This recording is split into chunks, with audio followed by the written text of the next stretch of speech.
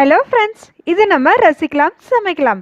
இன்றைக்கி நம்ம சேனலில் ரொம்பவே ட்ரெடிஷ்னலான ஒரு பாய் பப்படம் எப்படி செய்கிறதுன்னு பார்க்கலாம். இது என் ஃப்ரெண்டோட ரெசிபி. நம்ம சேனலில் அப்பளம் ரெசிபி அப்லோட் பண்ணதை பார்த்துட்டு இதுவும் செஞ்சு பாரு, இதுவும் ரொம்பவே டேஸ்டியாக இருக்கும்னு சொன்னால் வாங்க எப்படி செய்கிறதுன்னு பார்க்கலாம். அதுக்கு முன்னாடி நம்ம சேனலை சப்ஸ்கிரைப் பண்ணாதவங்களா சப்ஸ்கிரைப் பண்ணிக்கோங்க. இப்போ வாங்க வீடியோக்குள்ளே போகலாம். இதுக்கு நான் இன்றைக்கி 200 கிராம் அளவுக்கு உளுந்து எடுத்திருக்கேன். நல்ல குவாலிட்டியான உளுந்து எடுத்துக்கோங்க. இதை ஒரு மிக்ஸி ஜாரில் சேர்த்து நல்லா ஃபைனாக பவுடர் பண்ணிக்கலாம். இப்போ நம்ம பவுடர் பண்ண உளுந்து மாவை ஒரு சல்லடையில் கொட்டி நல்லா சளிச்சு எடுத்துக்கோங்க. இப்போது இந்த அளவுக்கு கொஞ்சம் குருணையாக மிஞ்சும். இதையும் மிக்ஸி ஜாரில் சேர்த்து திருப்பி பவுடர் பண்ணி அதையும் சல்லடையில் சேர்த்துக்கலாம். சல்லடையில் சேர்த்து அதையும் நல்லா சளிச்சு எடுத்துக்கோங்க. இப்போ பார்த்தீங்களா, ஆல்மோஸ்ட் ஃபுல்லாகவே சளிச்சாச்சு. 200 கிராம் அளவுக்கு உளுந்துக்கு 100 கிராம் அளவுக்கு தண்ணி எடுத்துக்கோங்க. அப்படி இல்லைனா நீங்கள் மெஷர் பண்ண பவுலில் பாதி அளவுக்கு தண்ணி எடுத்துக்கோங்க. இப்போ நான் அதை வேறு ஒரு பவுலுக்கு ட்ரான்ஸ்ஃபர் பண்ணிக்கிறேன்.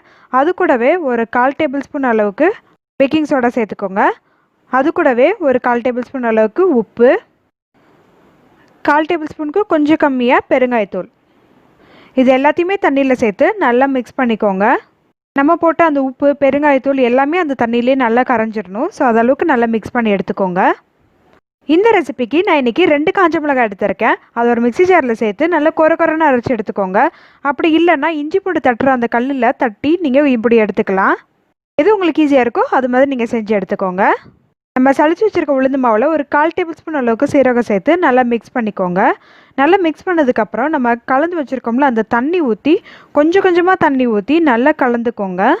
இது ஒரு சப்பாத்தி மாவு பதத்தில் வரணும். ஸோ அதளவுக்கு நல்லா மிக்ஸ் பண்ணி எடுத்துக்கோங்க.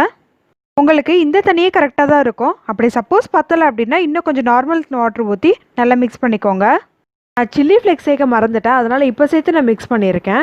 நீங்கள் சீரகம் சேர்க்கும் போது சில்லி ஃப்ளேக்ஸையும் சேர்த்து நல்லா மிக்ஸ் பண்ணி எடுத்துக்கோங்க. இது கூடவே ஒரு 2 டேபிள் ஸ்பூன் அளவுக்கு தேங்காய் எண்ணெய் சேர்த்து நல்லா ஒரு 2 மினிட்ஸ் மிக்ஸ் பண்ணிக்கலாம். இது மாதிரி கொஞ்சம் நல்லா அழுத்தி பிணைஞ்சிக்கோங்க. நம்ம சப்பாத்தி மாவு அளவுக்கு சாஃப்டாக இருக்காது, கொஞ்சம் ஹார்டாக தான் இருக்கும். கொஞ்சம் நல்லா ப்ரெஸ் பண்ணி அழுத்தி பிணைஞ்சிக்கோங்க. ஒரு 2 மினிட்ஸ் நல்லா பிணைஞ்சதுக்கப்புறம் இது மாதிரி ஒரு கிச்சன் டவலை கொஞ்சம் நினச்சி எடுத்துக்கோங்க. அதை இது மாதிரி க்ளோஸ் பண்ணி ஒரு 1/2 அன் ஹவருக்கு அப்படியே வச்சிடலாம். அப்போ உங்களோட மாவு இன்னும் நல்லா சாஃப்டாக இருக்கும். இப்போ ஒரு 1/2 அன் ஹவர் ஆயிடுச்சு. நான் இப்போ எடுத்து பார்க்குறேன். கொஞ்சம் சாஃப்டாக இருக்கு. இதை கொஞ்சம் நல்லா மிக்ஸ் பண்ணிவிட்டு நீங்கள் இஞ்சி பூண்டு தட்டுற அந்த கல் வச்சு இது மாதிரி தட்டிக்கோங்க. இப்படியே ஒரு 3 to 4 மினிட்ஸ் நல்லா தட்டணும். அப்போ தான் உங்களோட மாவு நல்லா சாஃப்டாக தேய்க்கிறதுக்கு நல்லா வரும். கொஞ்சம் தட்டினதுக்கப்புறம் இது மாதிரி எல்லா சைடும் திருப்பி தட்டிக்கோங்க. அப்போ தான் எல்லா சைடுமே நல்லா சாஃப்டாகும். இப்போ ஒரு 4 மினிட்ஸ் ஆயிடுச்சு. நல்லாவே சாஃப்டாக இருக்குது. இப்போ இதை ஒரு குட்டி பாலாக செஞ்சு எடுத்து வச்சுக்கோங்க. ஸோ இப்படி கொஞ்சோண்டு போர்ஷன் மட்டும் எடுத்து நல்லா கைக்கு இடையில வச்சு இப்படி உருட்டி குட்டி பாலாக பண்ணிக்கோங்க. இதே மாதிரி எல்லா மாவையும் செஞ்சு எடுத்துக்கோங்க. உங்கள் வீட்டில் குட்டீஸ் இருந்தாங்கன்னா அவங்கள கூட கொஞ்சம் உருட்ட சொல்லுங்கள், ஹெல்ப் பண்ணுவாங்க கண்டிப்பாக. இப்போ நம்ம செஞ்சு வச்சுருக்க பாலை அரிசி மாவில் எல்லா சைடுமே படுற மாதிரி தொட்டு எடுத்துக்கோங்க. அதை ஒரு பாயில் வச்சு நம்ம சப்பாத்தி கட்டை வச்சு சப்பாத்தி தேய்க்கிற மாதிரியே நல்லா தேய்ச்சிக்கோங்க. மாவுக்கு பதிலாக கொஞ்சமாக தேங்காய் எண்ணெய் பாயில் அப்ளை பண்ணிவிட்டு இதே மாதிரி தேய்க்கலாம். உங்களுக்கு எப்படி பிடிக்குமோ அப்படி தேய்ச்சி எடுத்துக்கோங்க. நம்ம தேய்க்கிற அப்பளம் இப்படி நீளமாக தான் இருக்கணும், ரவுண்ட் ஷேப்பில் வரக்கூடாது. ஸோ இது மாதிரி நீளமாக தேய்ச்சி எடுத்துக்கோங்க. இப்போ நான் காமிக்கிறேன் எப்படி அழகாக ஷேப்பாக வந்திருக்குன்றத. பார்த்தீங்களா, சூப்பராக அந்த பாயோட அச்சு கூட நல்லாவே சூப்பராக தெரியுது. இதே மாதிரி எல்லா அப்பளத்தையுமே தேய்ச்சி எடுத்துக்கோங்க. நீங்கள் ஃப்ரீயாக இருக்க டைமில் டிவி பார்த்துக்கிட்டே கூட அப்படியே ஹாலில் உட்காந்து தேய்ச்சிடலாம். ரொம்பவே ஈஸியான வேலை தான். நான் இப்போ எல்லா அப்பளத்தையுமே தேய்ச்சி எடுத்துட்டேன். பார்த்தீங்களா, சூப்பராக ரெடியாக இருக்குது. இப்போ இதை ஒரு நியூஸ் பேப்பர் விரித்து எல்லா அப்பளத்தையுமே இது மாதிரி தனித்தனியாக வச்சு காய வச்சுக்கோங்க. இது நனலில் தான் காய வைக்கணும், வெயிலில் காய வைக்கக்கூடாது. இப்போ இது ஒரு நைட் ஃபுல்லாக காஞ்சிருச்சு. எப்படி ரெடியாக இருக்குன்றது காமிக்கிறேன். பார்த்தீங்களா, சூப்பராக கோடெலாம் கூட தெரியுது. இப்போ நான் இதை உடச்சி காமிக்கிறேன் எப்படி இருக்குன்றத.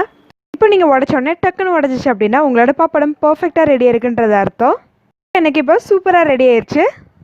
இப்போ நான் பப்படத்தை பொரிச்சு காமிக்கிறேன். எண்ணெய் நல்லா சூடாயிருச்சு. நான் பப்படத்தை போட்டேன். பார்த்தீங்களா, போட்டோன்னே சட்டுன்னு பொரிஞ்சு வருது.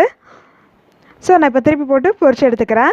பார்த்தீங்களா, சூப்பராக ரெடியாக இருக்குது. ரொம்பவே கிறிஸ்பியாகவும் இருக்குது. ஸோ எண்ணெய் நல்லா வடிச்சிட்டு ஒரு பிளேட்டுக்கு ட்ரான்ஸ்ஃபர் பண்ணிக்கோங்க. இப்போ நான் எனக்கு தேவையானது எல்லாத்தையுமே பொரிச்சிட்டேன். இப்போ எப்படி ரெடியாக இருக்குன்றதை காமிக்கிறேன். பார்த்தீங்களா, உடச்சோடனே டக்குன்னு உடையுது. சூப்பராக இருக்குது, ரொம்பவே கிறிஸ்பியாகவும் இருக்குது. இது எப்படி இருக்குன்றதை நம்ம டேஸ்ட் பார்த்துடலாம். ரொம்பவே சூப்பராக இருக்குது. பெருங்காயத்தோட ஃப்ளேவர், அங்கங்கே கட்டிப்படுற சில்லி ஃப்ளேக்ஸோட ஃப்ளேவர் அட்டகாசமாக இருக்குது. கண்டிப்பாக நீங்களும் இந்த ரெசிபி ட்ரை பண்ணி பார்த்து எப்படி இருந்துச்சுன்னு கமெண்ட் பண்ணுங்கள். நம்ம சேனலுக்கு சப்ஸ்கிரைப் பண்ணாதவங்க சப்ஸ்கிரைப் பண்ணிக்கோங்க. அப்படியே பக்கத்தில் இருக்க பெல் ஐக்கானையும் ப்ரெஸ் பண்ணிக்கோங்க. ரசித்து சமைங்க, ஆரோக்கியமாக வாழுங்க. தேங்க்யூ ஃபார் வாட்சிங்.